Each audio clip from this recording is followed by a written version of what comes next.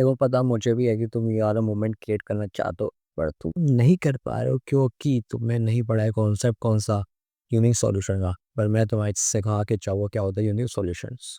तो देखो भाई, यूनिक सॉल्यूशन होते क्या है? यूनिक सॉल्यूशन बोलता है कि कोई भी दो लोगों के बीच में कोई इवेंट तब ऑकर होता है जब वो दोनों को सिमिलरिटी शेयर करे या वो किसी पॉइंट इंटरसेक्ट करे। भाई मैथमेटिकली क्या बोलता है कि दो वेरिएबल्स तब इंटरसेक्ट करते हैं कि जब वो सेम वैल्यू के हो। मतलब कि अगर इसमें 3 वेरिएबल है x1 x2 x3, तो इन तीनों की वैल्यू क्या होनी चाहिए? सेम होनी चाहिए। तो अब देखते हैं ग्राफ में क्या होगा। जैसे ग्राफ में मैंने एक दूसरा एग्जांपल लिया, इसमें ये मेरे इक्वेशन है। अब ये इक्वेशन तब ऑकर होगी जब x की वैल्यू और x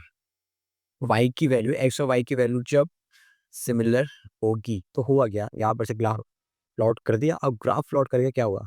ग्राफ प्लॉट करके ये हुआ कि ये दोनों एक जगह पॉइंट में मिल गए। अब समझो कि ये रहा तुम्हारा कोई एक ग्राफ है, ठीक है? ऐसे जीरो कर लेते हैं। यहाँ ये एक्स एक्सिस हो गई और ये हो गया वाई एक्सिस, और ये हो गया भाई, ये हो तुम जा रहे हो जा रहे हो जा रहे हो।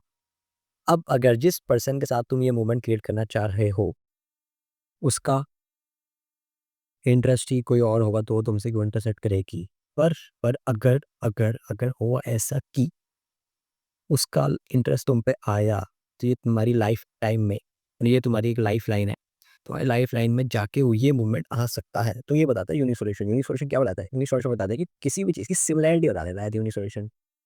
और वही जब हम बोलते हैं कि कोई चीज़ पैरेलल चलेगी, कोई चीज़ नहीं मिली, तो भाई वो होता है नो सॉल्यूशन। मतलब कि इक्वेशन सेटिस्फाई नहीं कर रही है हमारी तीसरी इक्वेशन है किसी भी इक्वेशन को।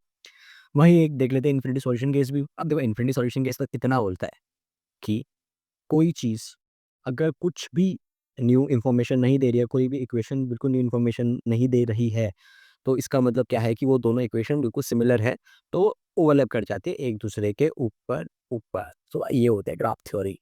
तो अगर तुम्हें मोमेंट क्रिएट करना है, पर चलो मोमेंट छोड़ो, तो वीडियो ही देख लो, जाओ फिर ऐश करो। आगे ले बगे